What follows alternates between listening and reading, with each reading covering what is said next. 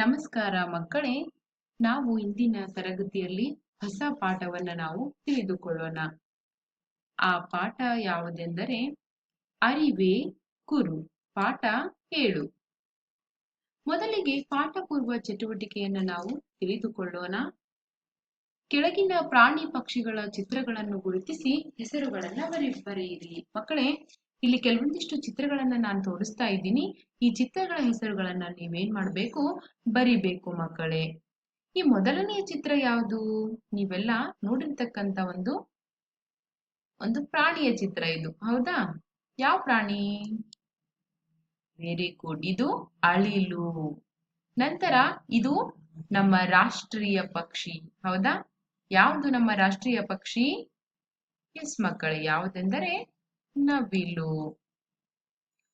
ಇದ್ಯಾವುದು? ಇದು ನಮ್ಮ ಮನೆಯಲ್ಲಿ ಇರ್ತಕ್ಕಂತ ಒಂದು ಪಕ್ಷಿ, ಹೌದಾ? ಯಾವ್ದಿದು? ಎಸ್ ಮಕ್ಕಳ, ಇದು ಹುಂಜ. ಈಗ ಇಲ್ಲೊಂದು ಪ್ರಾಣಿ ತೋರಿಸ್ತಾ ಇದ್ದೀನ. ಯಾವ ಪ್ರಾಣಿ ಇದು? ದಿನನಿತ್ಯ ನಮ್ಮ ಮನೆಯಲ್ಲಿ ಕದ್ದು ಹಾಲನ್ನ ಕುಡಿಯುತ್ತೆ ಇದು, ಹೌದಾ? ಎಸ್, ಇದು ಬೆಕ್ಕು. ಈ ಬೆಕ್ಕಿನ ಆಹಾರ ಇದಾಗಿರುತ್ತೆ, ಹೌದಾ? ಇದ್ಯಾವುದಿದು ಪ್ರಾಣಿ? ಇಲಿ. ಎಸ್ ಮಾ. ಈ ಪ್ರಾಣಿ ಯಾವುದು? ಆಡು. ಇದನ್ನು ಕೂಡ ನಾವು ಮನೆಯಲ್ಲಿ ಸಾಕುತ್ತೇವೆ. ನಂತರ ಇದ್ಯಾವುದು ಪ್ರಾಣಿ? ಟಗರು.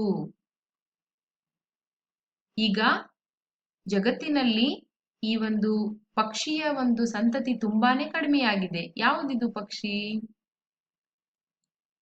ಗುಬ್ಬಿ, ಹೌದಾ? ಇದು ನಿಯತ್ತಿನ ಪ್ರಾಣಿ.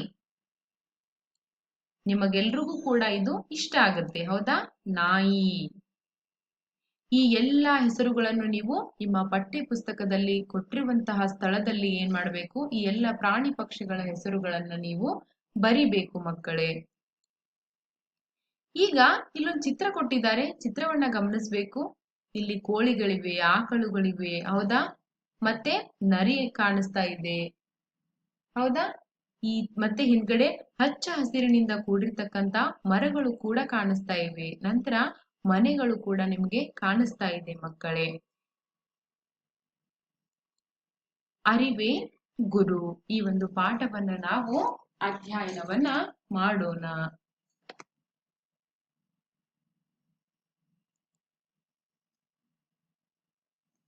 ಮೊದಲಿಗೆ ನಾನು ಈ ಪಾಠವನ್ನ ಓದುತ್ತೇನೆ, ನೀವು ಕೂಡ ಏನ್ ಮಾಡ್ಬೇಕು, ಗಮನವಿಟ್ಟು ಕೇಳಿಸ್ಕೋಬೇಕು. ಪಾಠ 7, ಅರಿವೇ ಗುರು. ಒಂದು ದಟ್ಟವಾದ ಕಾಡು. ಅಲ್ಲಿ ನರಿ ಮತ್ತು ಅದರ ಮರಿ ಆಹಾರಕ್ಕಾಗಿ ಅಲೆದವು. ಆದರೆ ಏನೂ ಸಿಗಲಿಲ್ಲ. ತಿರುಗುತ್ತಾ ತಿರುಗುತ್ತಾ ಕಾಡಿನಿಂದ ಹೊರಬಂದವು. ಅವುಗಳಿಗೆ ದೂರದಲ್ಲಿ ತೋಟದ ಮನೆಯೊಂದು ಕಾಣಿಸಿತು. ಕೊಕ್ ಕೊಕ್ ಕೋ ಎಂಬ ಸದ್ದು ಸಹ ಕೇಳಿಸಿತು. ಅವು ಧ್ವನಿಯನ್ನು ಅನುಸರಿಸಿಕೊಂಡು ಹೋದವು. ಕೋಳಿಗಳು ತೋಟದ ಬೇಲಿ ಸಾಲಿನಲ್ಲಿ ಮೇವು ಆರಿಸುತ್ತಿದ್ದವು. ಕೋಳಿಗಳನ್ನು ಕಂಡು ನದಿಯ ಮರಿ ಮನದಲ್ಲೇ ಹಿಗ್ಗಿತು. ಆ ಸಂತೋಷದಲ್ಲಿ ಅಮ್ಮ, ಎಷ್ಟೊಂದು ಕೋಳಿಗಳು ಎನ್ನುತ್ತಾ ಆ ಕಡೆಗೆ ನುಗ್ಗಿತ್ತು. ಬೇಲಿ ಅಂಚಿನಲ್ಲಿದ್ದ ಬಲೆಯಲ್ಲಿ ನರಿಯ ಮರಿ ಸಿಕ್ಕಿ ಹಾಕಿಕೊಂಡಿತ್ತು. ಗಾಬರಿಯಿಂದ ಅದು ಕಿರುಚಿಕೊಳ್ಳತೊಡಗಿತು. ನರಿ ತನ್ನ ಮರಿಯನ್ನು ಬಿಡಿಸಿಕೊಳ್ಳಲು ಹತ್ತಿರ ಬಂದಿತು. ಅಷ್ಟರಲ್ಲಿ ತೋಟದ ಒಳಗಿನಿಂದ ರೈತನು ಬರುವುದು ಕಂಡಿತು. ಭಯದಿಂದ ಹಿಂದೆ ಸರಿಯಿತು. ಮರಿಯನ್ನು ಉಳಿಸಲು ಸಮಯ ಸಾಧಿಸಿ ಸ್ವಲ್ಪ ದೂರದಲ್ಲಿ ಕುಳಿತಿತು. ಆದರೆ ಜನರ ಓಡಾಟ ಹೆಚ್ಚಾದುದರಿಂದ ಅನಿವಾರ್ಯವಾಗಿ ಅಲ್ಲಿಂದ ಅದು ಜಾಗ ಖಾಲಿ ಮಾಡಿತು. ತಾಯಿ ನರಿಗೆ ತನ್ನ ಮರಿಯನ್ನು ಅಗಲಿ ಇರಲಾಗಲಿಲ್ಲ. ಮರುದಿನ ಹೇಗಾದರೂ ಮಾಡಿ ಮರಿಯನ್ನು ಬಿಡಿಸಿಕೊಂಡು ಬರಬೇಕೆಂದು ತೋಟಕ್ಕೆ ಬಂದಿತು. ಸಂಜೆಯವರೆಗೆ ಕಾದು ಕುಳಿತಿತು. ಆದರೆ ತನ್ನ ಮರಿಯ ಸುಳಿವೇ ಕಾಣಲಿಲ್ಲ. ದುಃಖದಿಂದ ತೋಟದ ಬೇಲಿ ಸುತ್ತ ತಿರುಗಿತು. ಅಲ್ಲೊಂದು ಕಂಡಿ ಇತ್ತು. ಅದರೊಳಗೆ ಉಪಾಯವಾಗಿ ನುಸುಳಿ ತೋಟದ ಒಳಗೆ ಬಂದು ಹುಡುಕಿತು. ತನ್ನ ಮರಿಯ ಸುಳಿವು ಅಲ್ಲೂ ಸಿಗಲಿಲ್ಲ. ಆದರೆ ಮನೆಯ ಪಕ್ಕದಲ್ಲಿ ಕೋಳಿಗಳು ಅಡಗಿ ಕುಳಿತಿದ್ದವು. ಹಸಿದಿದ್ದ ನರಿಗೆ ಕೋಳಿಗಳನ್ನು ಕಂಡು ಆಸೆ ಮೂಡಿತು. ಸುಲಭವಾಗಿ ದೊರಕಿದ ಆಹಾರ ಬಿಡಲು ಅದಕ್ಕೆ ಮನಸ್ಸಾಗಲಿಲ್ಲ. ಮೆಲ್ಲನೆ ಕೋಳಿ ಹಿಡಿಯಲು ತೆವಳಿತು. ಆದರೆ ಅಲ್ಲಿ ಒಡ್ಡಿದ್ದ ಬಲೆಗೆ ತಾನು ಸಿಕ್ಕಿಕೊಂಡಿತು. ನರಿಗೆ ರೈತನ ಜಾಣತನ ಅರಿವಿಗೆ ಬಂದಿತು. ತನ್ನ ತಪ್ಪಿಗೆ ನರಿ ಸಂಕಟ ಪಡತೊಡಗಿತು. ಅಷ್ಟರಲ್ಲಿ ಅಲ್ಲೇ ಜಿಗಿದಾಡುತ್ತಿದ್ದ ಇಲಿಗಳನ್ನು ಕಂಡಿತು. ನರಿಗೆ ತಕ್ಷಣ ಉಪಾಯವೊಂದು ಹೊಳೆಯಿತು. ಮೆಲ್ಲನೆ ಇಲಿಗಳನ್ನು ಹತ್ತಿರ ಕರೆದು, ನಿಮ್ಮ ಹಲ್ಲುಗಳು ಬಲಹೀನವಾಗಿವೆಯಲ್ಲವೇ ಎಂದಿತು. ಇಲಿಗಳು, ಇಲ್ಲ ನರಿಯಣ್ಣ, ನಮ್ಮ ಹಲ್ಲುಗಳು ಗಟ್ಟಿಯಾಗಿಯೇ ಇವೆ ಎಂದವು. ಅದಕ್ಕೆ ನರಿಯು, ಹಾಗಾದರೆ ಈ ಬಲೆಯನ್ನು ಕತ್ತರಿಸಿ ನೋಡೋಣ ಎಂದಿತು. ಇಲಿಗಳು ಕ್ಷಣದಲ್ಲಿ ಆ ಬಲೆಯನ್ನು ಹಲ್ಲುಗಳಿಂದ ಕತ್ತರಿಸಿ ಹಾಕಿದವು. ನರಿ ಬಲೆಯಿಂದ ಹೊರಬಂದಿತು. ಆಗ ನರಿಯು, ಇಲಿಗಳಿರಾ, ನಿಮ್ಮ ಹಲ್ಲುಗಳು ಗಟ್ಟಿಯಾಗಿಯೇ ಇವೆ. ನಾನು ರೈತ ಒಡ್ಡಿದ್ದ ಬಲೆಯಲ್ಲಿ ಸಿಕ್ಕಿಕೊಂಡಿದ್ದೆನು. ನೀವು ನನ್ನನ್ನು ಪಾರು ಮಾಡಿದಿರಿ. ನಿಮಗೆ ಧನ್ಯವಾದಗಳು ಎಂದು ಹೇಳಿತು. ಇಲಿಗಳು ನರಿಯ ಜಾಣತನವನ್ನು ಹೊಗಳಿದವು. ಆಗ ನರಿಯು ಇಲಿಗಳನ್ನು ಕುರಿತು, ರೈತನ ಬಲೆಗೆ ಸಿಕ್ಕಿ ಹಾಕಿಕೊಂಡ ನನ್ನ ಕಂದನನ್ನು ಪಾರು ಮಾಡಲೆಂದು ಬಂದೆ. ಆದರೆ ಕೋಳಿಯ ಆಸೆಯಿಂದ ನಾನು ಈ ಬಲೆಗೆ ಸಿಕ್ಕಿ ಹಾಕಿಕೊಂಡೆ. ನೀವು ನನಗೆ ಉಪಕಾರ ಮಾಡಿದಿರಿ, ಆದರೆ ನನ್ನ ಕಂದ ಮಾತ್ರ ಸಿಗಲಿಲ್ಲ ಎಂದು ದುಃಖದಿಂದ ಹೇಳಿತು. ಆಗ ಇಲಿಗಳು ರೈತ ಬಚ್ಚಿಟ್ಟಿದ್ದ ನರಿಯ ಮರಿಯನ್ನು ತಾಯಿ ನರಿಗೆ ತೋರಿಸಿದವು. ತನ್ನ ಮರಿಯನ್ನು ನೋಡಿ ತಾಯಿ ನರಿಗೆ ಆನಂದವಾಯಿತು. ಅವು ಮತ್ತೊಮ್ಮೆ ಇಲಿಗಳಿಗೆ ಧನ್ಯವಾದ ಹೇಳಿದವು. ಸಂತೋಷದಿಂದ ಕಾಡಿನತ್ತ ಓಡಿ ಹೋದವು. ಈ ಒಂದು ಪಾಠ ಅತ್ಯಂತ ಸುಂದರವಾಗಿರ್ತಕ್ಕಂಥ ಪಾಠ.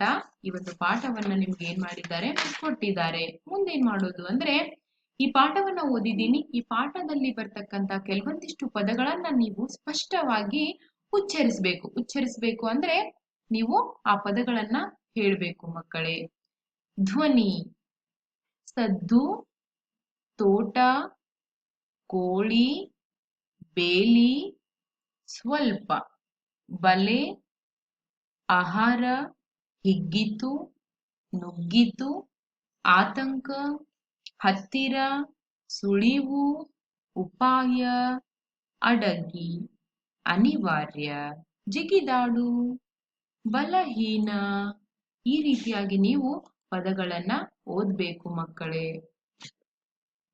ಈಗ ಕೆಲವೊಂದಿಷ್ಟು ಪದಗಳ ಅರ್ಥಗಳನ್ನ ನಾವು ತಿಳಿದುಕೊಳ್ಳೋಣ.